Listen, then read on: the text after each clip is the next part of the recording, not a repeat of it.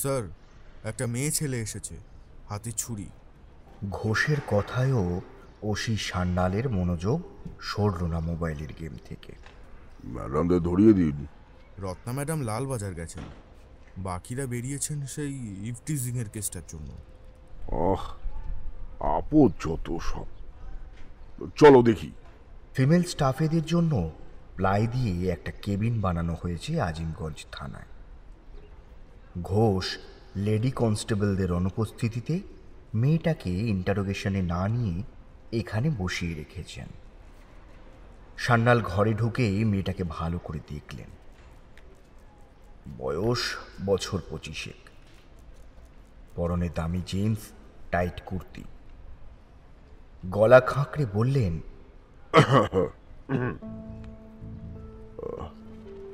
তুমি মানে আপনি? চন্দ্রমল্লিকা রায়, অ্যাড্রেস 22 সরকার বাগান লেন, আর লাশটা ওখানেই আছে। সিই ভেঞ্চার্সের গল্পবাহারে আজ আপনারা শুনছেন মোম্বা মিত্রের কলমে দুটি সত্যি খুনের গল্প। ঘোষের সাথে তড়িতে চোখাচোখি হলো সান্যালের। ঘোষ বেরিয়ে গেলেন ঘর থেকে। এদিকটা সান্যাল স্যার বুঝে নেবেন, স্পটে যেতে হবে। তো ম্যাডাম, যা বলবেন সেটা বুঝে বলবেন। হ্যাঁ, আমরা কিন্তু সত্যিটা জেনেই নেব। কথাটা বলতে গিয়ে সান্যাল স্যার একটু অবাক হন। মেয়েটার কোনো অপরাধ বোধ নেই। বডি ল্যাঙ্গুয়েজ, বসার কায়দা অদ্ভুত। মেঝেতেই বসেছে বাবু হয়ে, দেওয়ালে পিঠ, হাত দুটো বুকের কাছে ফোল্ড করা, ডিফেন্সিভ আবার রিল্যাক্স। শিরদাঁড়া ইরেক্ট, স্ট্রেট, কনফিডেন্ট। পানিশমেন্ট দিয়েছে কাউকে, আইন নিজের হাতে নিয়ে জাস্টিস করা। মেলা সিনেমা সিরিয়াল দেখার ফল সত্য। দ্য ভিকটিম আপনার কে হন? আমার মা। সৎমা? না। একটু থমকান সান্যাল। অনেক ধরনের ক্রাইম দেখেছেন, কিন্তু মেয়ে নিজের মাকে খুন করেছে। Interesting case. ওহ, কাইন্ডলি যদি একটু ডিটেলে বলেন। Truth is stranger than fiction. তবু কিছু কেস এরকম থাকে। মেয়েটা টেবিলের পায়ার দিকে চেয়ে যেন গল্প বলতে থাকে। চন্দ্রনাথ বসু একটু দেরিতেই বিয়ে করেন। বলা ভালো, তার সেক্রেটারি মল্লিকা ঘোষ তাকে ট্র্যাপ করেন। দুজনের বয়সের পার্থক্য প্রায় 18 বছর। চন্দ্রনাথের এরকম সিদ্ধান্তে তার পরিবার আর বন্ধু বান্ধবরা হতচকিত হলেও মল্লিকাকে দেখি তারা বুঝেছিলেন এই মেয়েকে অস্বীকার করার উপায় কারণ নেই। একদম আগুন। একটু থামল মেয়েটি, তার চোখ সরু করে স্মিত হেসে বলল, আমার মা কিন্তু আমার থেকেও হয়। গলা খাঁকড়ালেন সান্যাল। শালা জাতির দোষ, চোখ বোলালেও সুরসুরি টের পায় মেয়ে ছেলেরা। গিফটেড। অগত্যা মুখটা মনোযোগী করার চেষ্টা করে চেয়ে থাকলেন মেয়েটার দিকে। মেয়েটা আবার শুরু করল। মল্লিকা ঘোষ উচ্চাকাঙ্ক্ষী মহিলা। সে বয়সে অনেক বড় বসকে বিয়ে করেছিল, কারণ লোকটা অলরেডি এস্টাবলিশ বলে। এরকম লোক ফাঁসালি বাড়ি গাড়ি ফরেনি ট্রিপ একদম গ্যারেন্টেড। প্লাস অল্প বয়সী বউ বলে এক্সট্রা অ্যাটেনশন, কিন্তু মহিলা নাল পেয়ে সুখমাস্তি। এক পুরুষে তার সয় না। তার সাথে চন্দ্রনাথের ক্রেডিট কার্ড পাল্লা দিলেও শরীর পাল্লা দেয় না। তাও যে কি করে কে জানে একটা মেয়ে পয়দা হয়ে গেল। মেয়েটা এবার দাঁতে দাঁত ঘষল। মেয়ে হবার পরেও মল্লিকা শোধরালো না। চন্দ্রনাথ সব জেনেও বউকে শাসন করতে পারল না। আর এদিকে মেয়ে আর মা এক বাড়িতে থেকেও মিশ খেল না। চন্দ্রনাথ বাইরের ট্যুরে যেতেন, মেয়েকে পৈতৃক বাড়িতে মায়ের আর বোনের কাছে রেখে। চন্দ্রনাথ সবার সুবিধা অসুবিধার খবর রাখতেন, কিন্তু খবর রাখতেন না তার নিজের মেয়ের। ম্যাডাম, একটু কাট শর্ট করলে ভালো হয় না? হ্যাঁ। ম্লান হাসল মেয়েটা। সান্যালের কেন জানি না ইচ্ছে হলো মেয়েটার হাত দুটো ধরে একটু ভরসা দেবার। আঙুলগুলো কি সুন্দর! এগুলো রক্তমাখা খুনির হাত বলে ভাবতে পারছেন না কেন তিনি? ধুর, নিজেকে একটা কাঁচা খিস্তি দিলেন সান্যাল। হোয়াট? ওখানেই থাকুন। ফোনটা রেখে মেয়ের দিকে তাকালেন সান্যাল। এরকম শান্ত দৃষ্টি খুনির হয়? তিনি সরাসরি জিজ্ঞেস করলেন, লাশটা কোথায়? কোন লাশটা? আপনি কি ইয়ার্কি মারছেন আমার সাথে? এতক্ষণ যে বললেন মাকে খুন করেছেন, তা সেই লাশটা কোথায়? ও ওটা বোধহয় ফ্রিজে। মানে? লাশ তো দুটো, আমার বরেরটাও আছে। নির্বিকারে বলে মেয়েটা। You bitch! মনে মনে বললেন সান্যাল। মুখে বললেন, তাহলে সেটা কোথায়? ওটা বোধহয় সেপটিক ট্যাঙ্কে। বোধ হয় মানে কি? হুঙ্কার দিয়ে ওঠেন সান্যাল। এ কি মেকআপের জিনিসটা কি যে কোথায় রেখেছেন মনে করতে পারছেন না? ততোধিক চেঁচিয়ে ওঠে মেয়েটা। পারছি না তো কি করব? বলছি তো মেরে ফেলেছি। লাশ কোথায় রেখেছি মনে না করতে পারলে কি করব আমি? মনে তো হলো, ফ্রিজেই রাখলাম। শেষ বাক্যটা বোধহয় ওর নিজের উদ্দেশ্যেই বলল। আসতে পারি? ঘোষ ফেরেনি, মাথাটা টিপটিপ করছে। চন্দ্রমল্লিকাকে মেডিকেলের জন্য পাঠিয়ে সবে 3 নম্বর সিগারেটটা ধরিয়েছেন সান্যাল। হঠাৎ কেবিনে টোকা শুনে ভ্রু কুঁচকে মাথা তুলে দেখলেন বেশ দামি পাজামা পাঞ্জাবি পরা এক প্রৌঢ়, সাথে একটি বছর 5 শিশু। সিগারেটটা অনিচ্ছা সত্ত্বেও অ্যাস্ট্রেতে গুজে বললেন, ইয়েস। আমি চন্দ্রনাথ বসু। চন্দ্রমল্লিকা আমার মেয়ে। বাহ, ও নাকি এখানে এসেছে? সান্যাল ছিঁড়া ছেঁড়া ধনুকের মতো সোজা হয়ে বসলেন। আপনি চন্দ্রনাথ বাসু? বসুন বসুন। তা আপনার স্ত্রী কোথায়?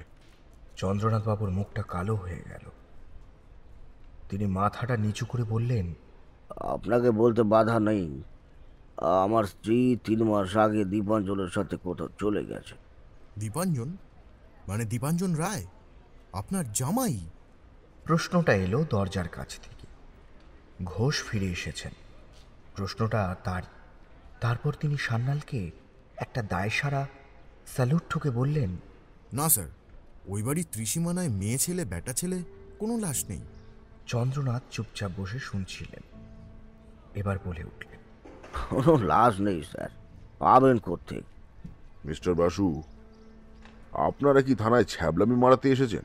হ্যাঁ, সকালে মেয়ে এসে বলছে খুন করেছে, এখন বাবা এসে বলছে খুন হয়নি। ব্যাপারটা কি বলুন তো? চন্দ্রমল্লিকা স্কিজোফ্রেনিক স্যার। ও অনেক পরিস্থিতি হ্যালোসিনেট করে। ওর মায়েরা দীপাঞ্জনের প্রতি এতটাই প্রতিহিংসা পরায়ণ, সে বারবার কল্পনা করে ওদেরও খুন করেছে। ওকে এখন লাই ডিটেক্টরে বসালেও তাই পাবে। বিগত 3 বছর ধরে ওর চিকিৎসা চলছে। এই এই এই যে ওর চিকিৎসার কাগজপত্র। বলে ব্যাগের থেকে একতারা কাগজ বার করে তার খানিক কাগজ আলাদা করেন চন্দ্রনাথবাবু। বলেন, এগুলো জেরক্স আপনি রাখতে পারেন, দরকার হলে আমি অরিজিনাল দাখিল করব। কাগজগুলোর ওপর চোখ বোলান একবার সান্যাল। চঞ্চলা বসু মৌলিক, সাইকিয়াট্রিস্ট। প্রেসক্রিপশনে পেশেন্টের নাম চন্দ্রমল্লিকা রায়। 2টো প্রেসক্রিপশন বছর 3 আগের, মাঝের কয়েকটা আর লাস্টেরটা দিন 15 আগে। স্কিজোফ্রেনিক কথাটা প্রথমটাই মেনশন করা। ওষুধগুলোর 2-1টার নাম চট করে গুগল করে দেখলেন, হয় নার্ভের নয় সিডেটিভ টাইপ। ওনার মাথায় একটা ছবি ডানা বাঁধছে, নোংরা ইনসেস্ট কেস। জিজ্ঞাসু দৃষ্টিতে চন্দ্রনাথ বাসুর হাতের আর একতারা কাগজের দিকে নজর দিতেই প্রৌঢ় সেগুলোও এগিয়ে দিলেন। বছর 6 আগের ডেট। জানুয়ারিতে একটা, নভেম্বরে আরেকটা অ্যাভারশনের ডিটেল। পেশেন্ট একটায় চন্দ্রমল্লিকা বাসু, আরেকটায় চন্দ্রমল্লিকা রায়। সান্যালের দীর্ঘশ্বাস পড়ল। কিন্তু আপনার স্ত্রীর প্রতি আপনার মেয়ের এই মনোভাবের কারণটা কি? আর এর মধ্যে দীপাঞ্জন বাবু কিভাবে ইনভলভড? বাচ্চাটা বেশ শান্ত।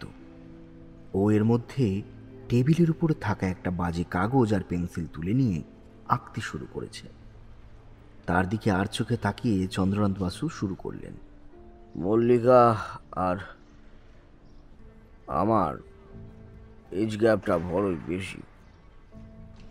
বিয়ের সময় খানিকটা অন্ধ হয়েছিলাম ভালোবাসায়, কিন্তু পরে আস্তে আস্তে বুঝলাম ওকে ফিজিক্যালি সন্তুষ্ট করা আমার পক্ষে বেশি দিন সম্ভব নয়। প্রচণ্ড ভালোবাসতাম, তাই দোষটাকে দোষ ভাবিনি। ভাবলাম বাচ্চা কাচ্চা হলে মেয়েদের এইসব ডিমান্ড কমে যায়। একরকম জোর করেই বলতে গেলে মেয়েটাকে পৃথিবীতে আনলাম। তখনও বুঝিনি ওকে কোন যন্ত্রণার দিকে ঠেলে দেওয়ার পাপ করছি। এই অবধি বলে ফুঁপিয়ে উঠলেন প্রৌঢ়। পুরুষ মানুষকে কাঁদতে দেখলে সান্যালের আগে মনে হতো ন্যাকামি, কিন্তু এখন তার সেই ধারণা কেটে গেছে। বেটা ছেলেরাও কাঁদে, হয়তো একদম নৌটস্কি টাইপ ছেলেরা ফ্যাঁচ ফ্যাঁচ করে পুলিশের সিম্প্যাথি পেতে, নয়তো খুব তাপে চাপে পুরুষের চোখে জল আসে। চন্দ্রনাথ বাসুর ক্রন্দনরত মুখটার দিকে তাকিয়ে সান্যাল রিয়েলাইজ করলেন আসলে লোকটাকে যা দেখতে তার থেকেই লোকটার বয়স অনেক বেশি। নিজেকে সামলে নিয়ে ভদ্রলোক বলে চললেন, চিনু, মানে চন্দ্রমল্লিকা জন্মাবার বছর খানেকের মধ্যে আমার স্ত্রী একটা এক্সট্রা ম্যারিটাল অ্যাফেয়ারে জড়িয়ে যায়। আমি এই সময়টা নিজেকে আবার কাজে ডুবিয়ে নিলাম। মল্লিকা বেপরোয়া হয়ে উঠলে অশান্তি হতো। চিনুকে তখন মাঝে মাঝে আমাদের পুরনো বাড়িতে আমার মা আর বোনের কাছে রেখে আসতাম কিছুদিনের জন্য। আবার পরিস্থিতি স্বাভাবিক হলে নিয়ে আসতাম। মল্লিকা অনেকবার চেয়েছে, কিন্তু আমি ডিভোর্স দেইনি। প্রথমত বৃদ্ধস্ব তরুণী ভার্যা, বুঝতেই পারছেন। দ্বিতীয়ত আমার উকিল বলেছিল ও চিনুর কাস্টাডি চাইতো টাকার লোভে, হয়তো পেয়েও যেত। সেটা আমি হতে দিতে পারতাম না। টাকা দিতে পারি, মেয়ে দিতে পারতাম না। দীপাঞ্জন রায় সিনে ঢুকলেন কবে? দীপাঞ্জন আমার অফিসেরই এমপ্লয়ি ছিল। অফিস পার্টিতেই মল্লিকার সাথে আলাপ, অল্প বিস্তার ফ্লার্টিং শুরু। মল্লিকা ওকে একটু বেশি ইন্ডালজেন্স দিত। বয়সে মল্লিকার থেকে 8 বছরের ছোট, কিন্তু তা ওদের মাখামাখি নিয়ে রীতিমতো হাসাহাসি হতো। দীপাঞ্জনকে কোম্পানি থেকে তাড়ালাম, ও আমার রাইভাল কোম্পানিতে জয়েন করলো। তাতে আমার বিজনেস অনেক সিক্রেটও নিয়ে চলে গেল। ব্যবসার ক্ষতি হলো, তাও মেনে নিলাম। ভাবলাম ঘর বাঁচলো আমার। কিন্তু বছরখানেক পর একদিন আমার মাথায় বাজ ভেঙে পড়ল। যেদিন জানালো আমার মেয়ে প্রেগনেন্ট এবং বাচ্চার বাবার নাম দীপাঞ্জন রায়। তখনও 18 পুরোয়নি ওর।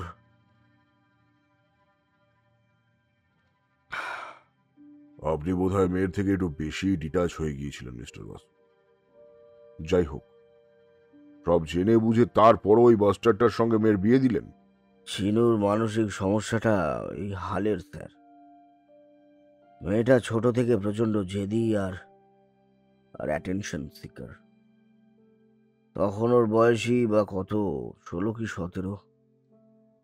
যে অ্যাটেনশন আমি বা মল্লিকা ওকে কোনোদিনই দিতে পারিনি, সেটা বাইরে খুঁজতো মেয়েটা।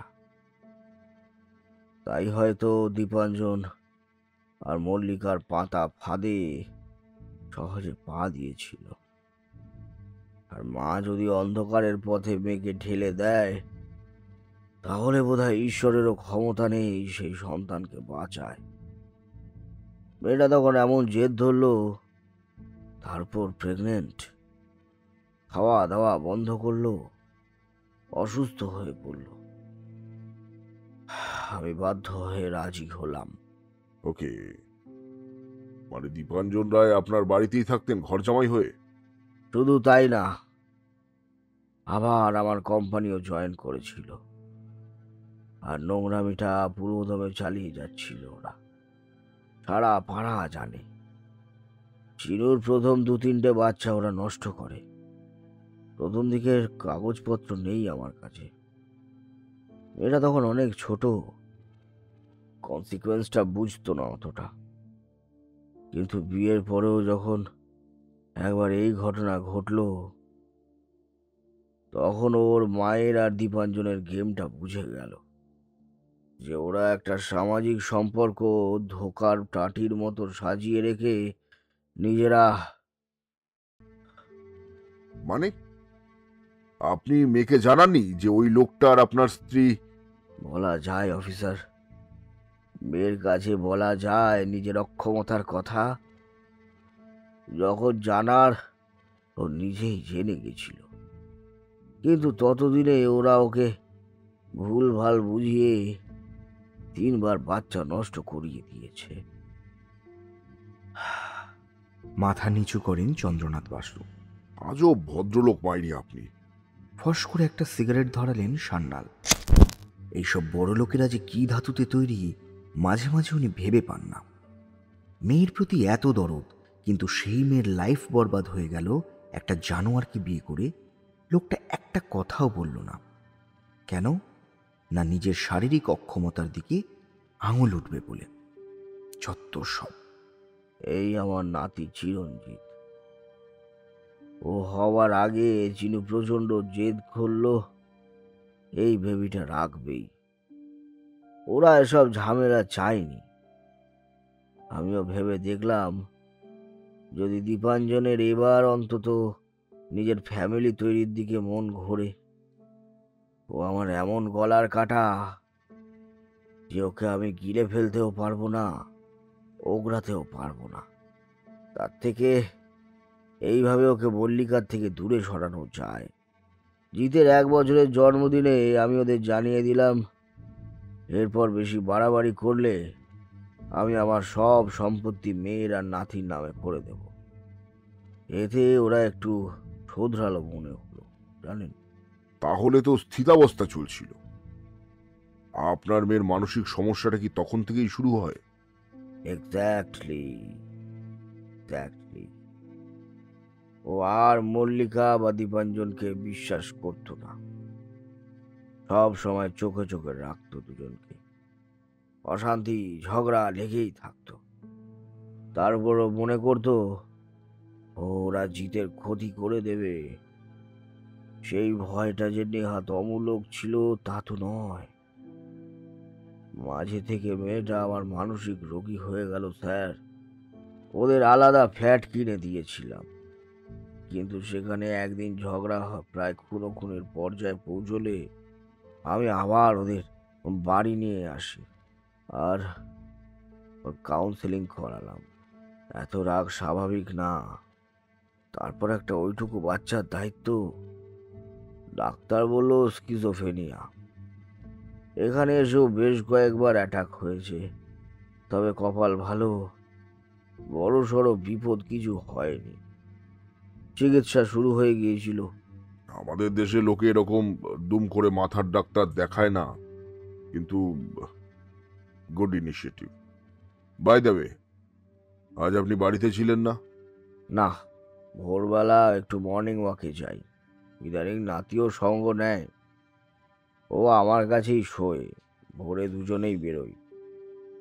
আজ হাঁটাহাঁটি সেরে পার্কের এক বন্ধুর বাড়ি গিয়েছিলাম তার অনুরোধে। আজ তার বিবাহ বার্ষিকী ছিল, ব্রেকফাস্টে নিমন্ত্রণ ছিল। বাড়ি ফিরতেই প্রতিবেশী রতনবাবু বললেন, ছোড়া হাতে চিনুকে দেখেছেন এদিকে আসতে। ব্রেকফাস্টের নিমন্ত্রণ? হ্যাঁ, নাকি অ্যালিবাই ক্রিয়েট করতে গিয়েছিলেন? ইচ্ছে করেই খোঁচাটা দিলেন সান্যাল। দেখলেন বাসুর চোখ দুটো জ্বলে উঠল, কিন্তু ফ্র্যাকশন অফ সেকেন্ডে। তারপরেই ধীর গলায় বললেন, আমার মতো আমার বন্ধুবর ও তার স্ত্রীও বয়স্ক মানুষ অফিসার। পোলাও মটন আমাদের হয় না। বন্ধুপত্নী কচুরি আর গুড়ের পায়েসটা বড় ভালো বানান। সেইগুলি খাবারই নেমন্তন্ন ছিল। আরও 5-6 জন ছিলেন। আর তাছাড়া হ্যাঁ, অ্যালিবাইটা কিসে দেবো আমি? আপনাকে তো বললাম 3 মাস আগেই ওরা পালিয়ে গেছে। দেখুন কোথাও সংসার পেতেছে হয়তো, নাম ভাঁড়িয়ে। আপনার ফ্ল্যাটের আর ওই বন্ধুদের নাম, ঠিকানা, ফোন নাম্বার দেবেন। আর ম্যাডাম আর ওই ইয়েটারও। অতি সংযমে খিস্তিটা গিললেন সান্যাল। মল্লিকা আর দীপাঞ্জনের ফোন তো বাড়িতেই পড়ে। তাও সবার নম্বর আমি দিয়ে দিচ্ছি আপনাকে। ওদের ব্যাংক অ্যাকাউন্ট ডিটেল আছে? যদি কোনো ট্রানজাকশন হয়। দীপাঞ্জনেরটা জানি না, মল্লিকার পার্সোনাল সব অ্যাকাউন্ট বন্ধ করিয়ে দিয়েছিলাম। টাকা তো আমাকেই ভরতে হতো, তার চেয়ে দরকার হলে চাইতো ততটুকু ক্যাশ দিতাম। বুঝলাম। তা ওরা যখন পালালেন, আপনি বা দীপাঞ্জনের বাড়ির কেউ মিসিং ডায়েরি করেছিলেন? না, কি বলতাম, আমার স্ত্রীকে আমার জামাই ইলোপ করেছে, সমাজে মুখ দেখাতে পারতাম। এর আগেও এমন 4-5 দিন মল্লিকা আমার আত্মীয়র বাড়ি আর দীপাঞ্জন বন্ধুদের সাথে ঘুরতে যাওয়ার নাম করে বিভিন্ন রিসোর্টে চলে গিয়ে মিট করেছে। কয়েকটা জায়গার খবর তো আমিই দিতে পারি, অবশ্য ইদানিং আর খবর নিতাম না। বুঝলাম। শুনুন, আমাকে একবার আপনার বাড়ি যেতে হবে, কবে কখন জানিয়ে দেব। তার মধ্যে আপনি শহর ছেড়ে যাবেন না। এখন আসুন। আমার মেয়েটাকে ছাড়বেন না? প্রায় আর্তনাদ করে উঠলেন ভদ্রলোক। মেডিকেল হচ্ছে ওনার, কোর্টে তোলা হবে আজকেই। আপনি বরং প্রেসক্রিপশনের কপিগুলো রেখে যান। আর যদি ওনার পার্সোনাল উকিল দিতে চান তো দেখুন, নইলে স্টেট দেবে। আমি একটু বেরোবো। সে হাই ভোল্টেজ ড্রামা স্যার। মেয়ে ছুরি নিয়ে তেড়ে যায় বরের দিকে, মায়ের দিকে। ওই আধবুড়িটার চরিত্রের যে কি, মেয়েটার মাথাই খারাপ হয়ে গেল মায়ের চরিত্র দেখে। বললেন চন্দ্রনাথ বাসুর প্রতিবেশী রতনলাল সমাদ্দার। তারপর মেরে দিল মাকে?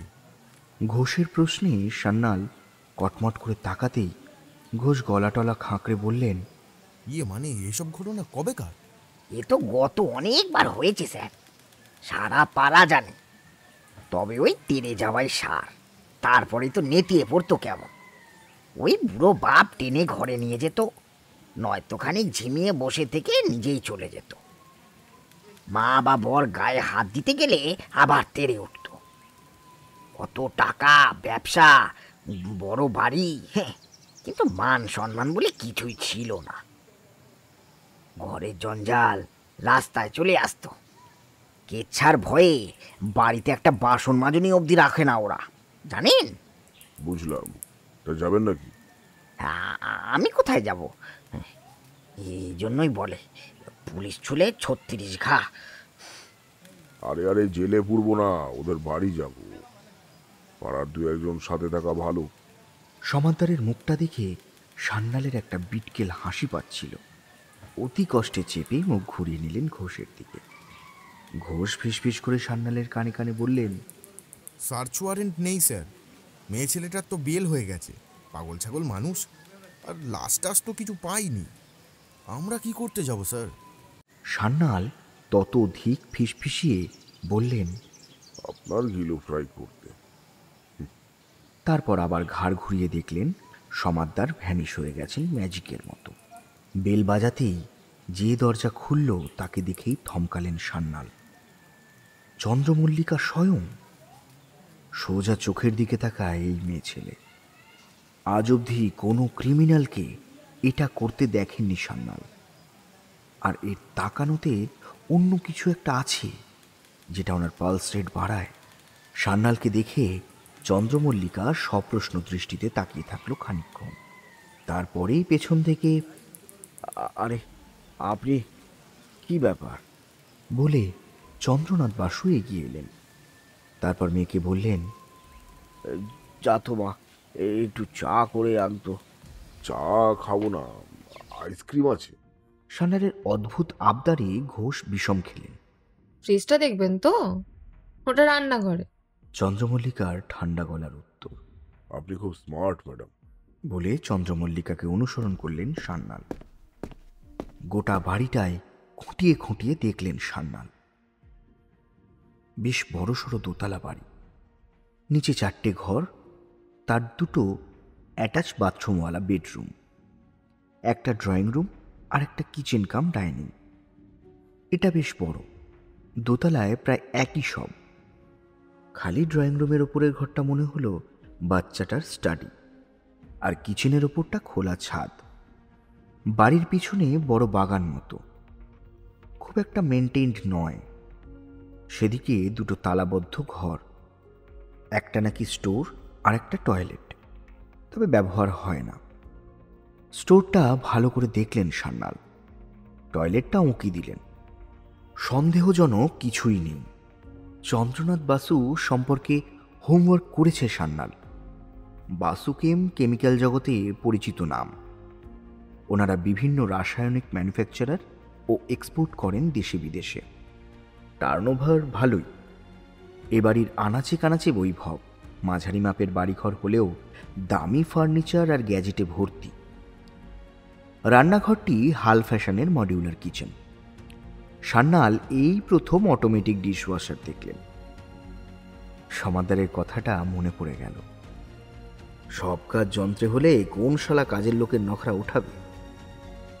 একতলা, দোতলা, রান্নাঘরের ক্যাবিনেট, না। পিছনের জংলা বাগানেও দেখে এলেন ওনারা, নেই কিছু। একটাই ফ্রিজ? এখন একটাই, আগে আর একটা ছিল, বড় টাব। কই সেটা? বেঁচে দিয়েছি। সে কি? কবে? কেন? চিৎকার করে ওঠেন ঘোষ। ওটা মা থাকাকালীন বাড়িতে পার্টি করলে লাগতো, মদ আর কোল্ড ড্রিঙ্কসের জন্য।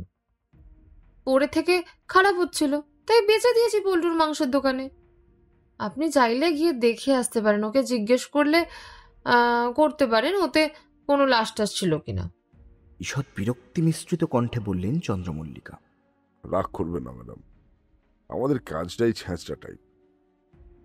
সে দেখার হলে নিশ্চয়ই দেখে নেব। সিঁড়ির নিচে খালি সিমেন্টের বস্তা দেখলাম কটা। বাড়িতে সিমেন্টের কাজ হয়েছে না? হ্যাঁ, ওই বাগানের দিকের টয়লেটটায় কমোড বসানো হলো, কাজের লোকেরা ব্যবহার করে তো। আর ফ্লোরে টাইলস বসলো। ঘোষ হাঁ করেছিলেন কিছু একটা বলতে। সান্যালের আগুন চোখের দাবরানিতে চুপ করে গেলেন। আপনি বলছেন এই 3 মাসে আপনি ওনাদের দুজনের কোনো ফোন কল, মেসেজ বা চিঠি পাননি? না। জুয়েলারি নিয়ে গেছেন আপনার ওয়াইফ? বাড়িতে খুচখাচ কিছু থাকে, বাদ বাকি লকারে। আমার মেয়ের লকার আলাদা, বউয়ের আলাদা। মল্লিকারটায় কি আছে না আছে আমি জানি না। জয়েন্ট ওনার হিসাবে নাম থাকলেও অ্যাক্সেস করিনি কখনো। আপনি ব্যাংকে খোঁজ নিতে পারেন। একটু চেক করে জানাবেন। আর হ্যাঁ, পুলিশ নিজের থেকে ওনাদের একটা মিসিং কেস রুজু করেছে, সেটার জন্য আপনাদের ডাক পড়তে পারে। আর এই কেসটাও কিছুদিন চলবে, হাজিরাটা দিতে ভুলবেন না।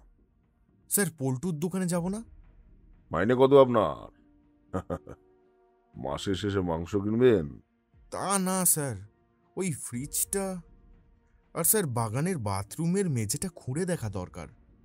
আপনি একটি মশাই জানেন তো, নোবেল পড়ে সিনেমা দেখে কেস সলভ করার চেষ্টা বন্ধ করুন, টপ ফ্লোরটাকে কাজে লাগান। কথাগুলো বলার সময় বাপ বেটির কোনো ভাবান্তর দেখেছেন? ওগুলো চোখ না বোতাম ঘোষ?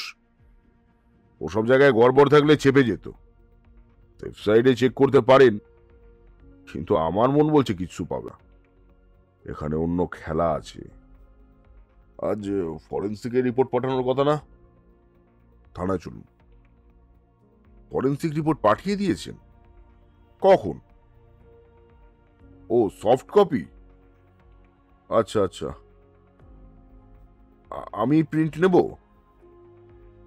ঠিক আছে ম্যাডাম, ওকে ওকে। খুঁড়ের বাদশা সালা, মেল করেছিস আগে বলবি তো।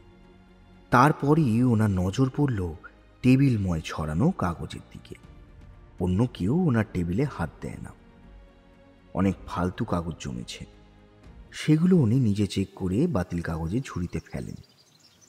মেলটা খোলার আগে একবার ছড়ানো কয়েকটা কাগজে চোখ বুলিয়ে নিচ্ছিলেন সান্যাল। হঠাৎ একটা কাগজে চোখ আটকালো। কাগজটা ঘুরিয়ে ঘুরিয়ে দেখতে দেখতে কিছু একটা মনে করার চেষ্টা করছিলেন। না, মনে পড়ল না। এমন কিছু গোটা বাড়িতে চোখে পড়েনি ওনার। মেলটা খুলে দেখতে দেখতেই উনি ঘোষবাবু, বলে একটা হাঁক দিলেন। আমি আপনার কাছেই আসছিলাম স্যার। কি করতে? খোঁচর লাগিয়েছি স্যার। মোটামুটিভাবে খবর হলো ওই বাসুবাবু যেমনটা বললেন ওটাই কনফার্মড। মাস দিনে কেউ মল্লিকা ম্যাডাম আর দীপাঞ্জনকে দেখেনি। সমস্যা হলো লাস্ট কবে ওদের সরকার বাগানে দেখা গেছে সেটা কনফার্ম করার কিচ্ছু নেই। বাড়িটা একটেরে, ও বাড়িতে বা পাড়ার অন্য বাড়ি বা দোকানেও কোনো সিসি ক্যাম নেই। থাকলেও 3 মাস আগের রেকর্ড ডিলিট করে দিয়েছে। এটা কি বলুন তো? হাতের কাগজখানা সান্যাল এগিয়ে দেন ঘোষের দিকে। কি স্যার, নাগরদোলা? মাইরি বলছি, আপনি এক পিস। তা পল্টু কি বললো? পল্টু বলল ওতেও কিছু ছিল না। ফ্রিজ ঝকঝকে সাফ, ফিনাইলের গন্ধ ছাড়ছিল। আপনার বাড়িতে ফ্রিজকে সাফ করেন? মিসেস কিভাবে সাফ করেন? সাবান জলে ন্যাকড়া ডুবিয়ে শুকনো করে মুছে। ফাটাফাটি অবজারভেশন। তা আপনার মিসেস ফিনাইল দেন না? না তো, বউ বলে খাবার জিনিস থাকলে ফিনাইল টিনাইল সেখানে দেওয়া বিপজ্জনক।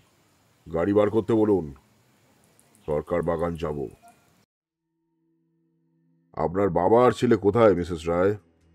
অফিসার, আমি চন্দ্রমল্লিকা বসু, আর বাবা অফিসে। ওয়েল, আপনার ছেলের সাথেও? We can't talk officer. মানে? এর আগে আমি একাধিক অপারেশন করিয়েছিলাম। আমাকে বোঝানো হয়েছিল তখন মা হলে আমার স্বাধীনতা, কেরিয়ার সব শেষ হয়ে যাবে। ডাক্তারের বারণ শুনিনি, কিন্তু সত্যি যখন মা হলাম তখন জিতের বেলায় কমপ্লিকেশন ছিল। রেস্ট ইজ ফাইন, কিন্তু আমার ছেলে শুনতে আর কথা বলতে পারে না। Congenital defect. ওর ট্রিটমেন্ট চলছে, কিন্তু সম্পূর্ণ স্বাভাবিক হওয়ার আশা বোধহয় কম। দু চোখে জল টলটল করছে চন্দ্রমল্লিকার। সান্যালের ইচ্ছে হলো, না, সব ইচ্ছের মানে মাথা হয় না। সরি, কিন্তু আমাকে হয়তো আরো কিছুদিন তদন্ত চালাতে হবে। আপনারা শহর ছেড়ে গেলেও আমাকে জানিয়ে যাবেন। আপাতত কোথাও যাব না, বাবার ব্যবসাটায় বসবো আর ছেলেটার দিকে একটু মন দেব। আচ্ছা চন্দ্রমল্লিকা, আপনারা অ্যাসিডও এক্সপোর্ট করেন তাই না?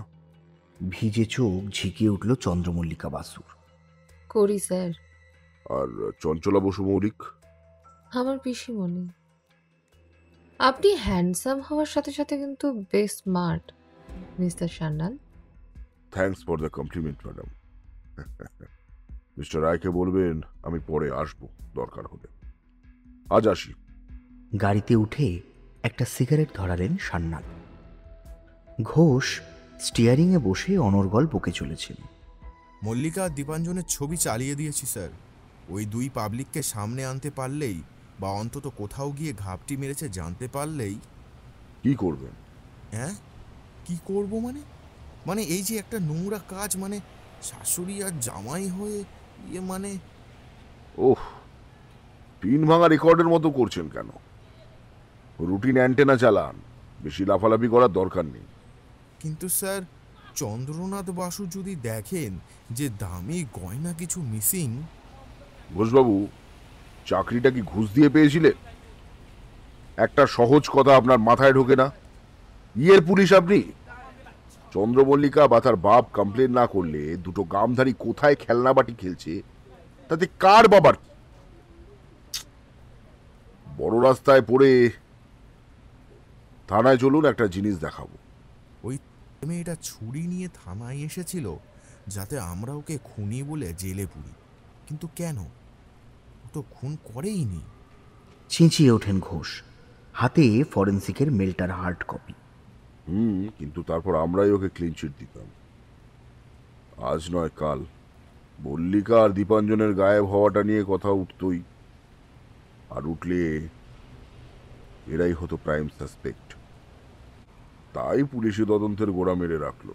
কিন্তু খুন যদি নাই করে তাহলে কিসের তদন্ত? আর হলেও তাতে ওদের কিসের ভয়? কে বলেছে খুন করেনি? আমার ধারণা করেছে চন্দ্রমল্লিকা ওর বাবা দুজনে মিলে দুটো খুন করেছে। হোয়াট? কখন? কি করে? লাশ কোথায়? আগে দুটো চা ডিম পাউরুটি বলে আসুন। একটা আধবুড়ো লোক, তার লুজ ক্যারেক্টার, কম বয়সী বউ নিয়ে ঝালাপালা। মহিলা ডিভোর্স চায় টাকার জন্য, পায় না।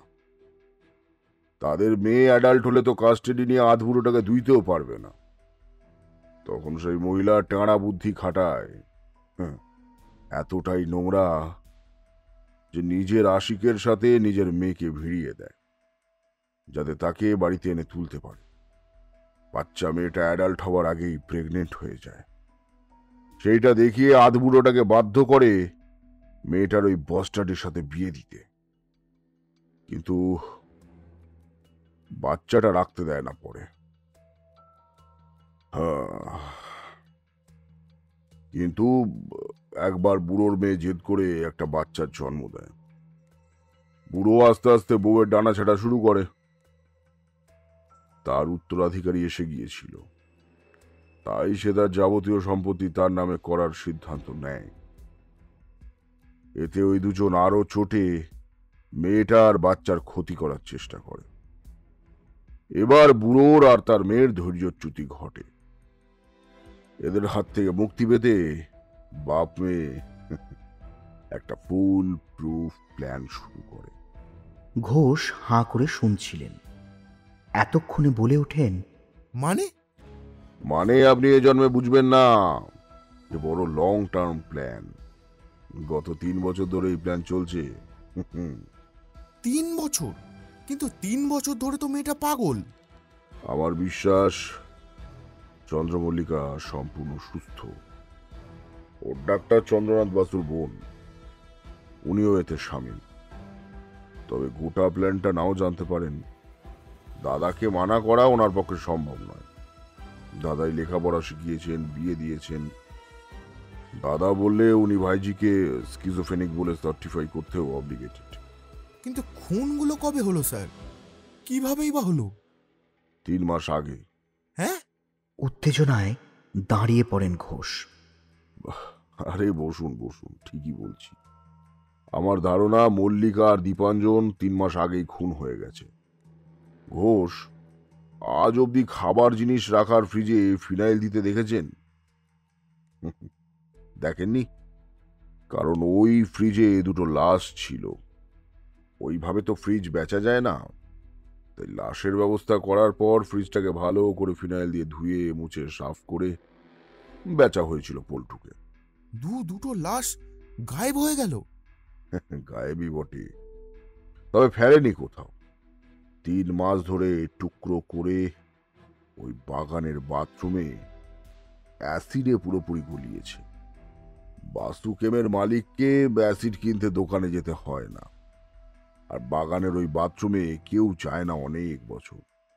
বাইরের কেউ ওদের বাড়িও আসে না। তবে এই করতে গিয়ে ফ্লোরটা ড্যামেজ হয়ে থাকবে, বা যদি কোথাও রক্তের দাগ টাগ লেগে থাকে, তাই সেটা রিনোভেট করে ফেলার দরকার হয়েছিল প্রমাণ লোপাট করতে। এই তো ঠান্ডা মাথার খুনিরাও পারে না স্যার। মিস্ত্রিরা কিছু বুঝলো না? সহ্যের সীমা ছাড়ালে মানুষ অনেক কিছু করতে পারে ঘোষ। আর মিস্ত্রিদের সন্দেহজনক কিছু দেখতে দেওয়া হবে বলে মনে হয়? বাথরুমের মেঝেতে অ্যাসিডের দাগ থাকতেই পারে। কিন্তু আপনার সন্দেহ কি থেকে হলো স্যার? বড্ড নিখুঁত যে। সারা পাড়া সাক্ষী দেবে চন্দ্রমল্লিকা 3 বছর ধরে পাগল, কিন্তু এটাও বলবে যে সে খুনি নয়। পুলিশের সামনে মেয়ে কনফেস করবে, কিন্তু তার বাপ তাকে পাগল সাজিয়ে বের করে নিয়ে যাবে। এভাবে দুজনেই পুলিশের ও সমাজের সন্দেহের তালিকার বাইরে চলে যাবে। আর পুলিশ ছাগলের মতো হেথা হোতা মল্লিকা দীপাঞ্জনকে খুঁজে মুড়ে এক সময় ফাইল ঠান্ডা করে পাঠিয়ে দেবে, এই হচ্ছে প্ল্যান। বাপ সকালে বাচ্চাকে নিয়ে লোকের বাড়ি 10টা সাক্ষী রেখে ব্রেকফাস্টের নিমন্ত্রণ খেতে গেল। মেয়ে পাগল সেজে ছুরি হাতে এলো থানায়। বোধহয় সিনেমা সিরিয়াল বেশি দেখে। যাই হোক, অবশ্য আর একটা লুজ এন্ড বেরিয়ে এসেছে, এইটা। বলে একটা কাগজ 2 আঙ্গুলে নাচান Sanyal. You are incredible, back সাইডে দেখুন। চেঁচান সান্যাল। আগে নাগরদোলা? আপনার দ্বারা সিম্পলি কিছু হবে না, জানেন তো। আপনি ওই মল্লিকা দীপাঞ্জন মিসিং কেসটা দেখুন গিয়ে। কিন্তু আপনি যে বললেন। I say get out. Ghosh কোনো মতে একটা সেলুট ছুঁয়ে বেরিয়ে গেলেন। কাগজের উল্টো পিঠে পেন্সিলে আঁকা টেরা বেঁকা ছবিটা যে একটা ইলেকট্রিক করাত, এটা বোঝার ক্ষমতা ঘোষের নেই। এ জিনিস এখন আর ও বাড়িতে নেই। তদন্ত যা হয়েছে তাতে ভাটের চার্জশিট ফাইল হবে, তারপর আরো 2টো ধুলো ফাইল পড়বে। নতুনভাবে জীবন শুরু করুন Chandramallika. Wish you all the best. মেসেজটা লিখেও ডিলিট করে দিলেন আরণ্যক সান্যাল। চিত্রায়নে সিই ভেঞ্চার্স, নিবেদনে সুমন সরকার, নাট্যরূপদানে পৌতুষা মান্না এবং ভাষ্যকার ও বিভিন্ন চরিত্রের কণ্ঠে শুভদীপ ঘোষ, শুভঙ্কর গোস্বামী এবং শ্রেয়া বণিক। শব্দ সংযোজন রিম্পা ঘোষ। বিশেষ ধন্যবাদ তন্নি চ্যাটার্জিকে। সাবস্ক্রাইব করুন আমাদের অফিসিয়াল ইউটিউব চ্যানেলে। এরকম আরও গল্প অপেক্ষা করছে আপনার জন্য।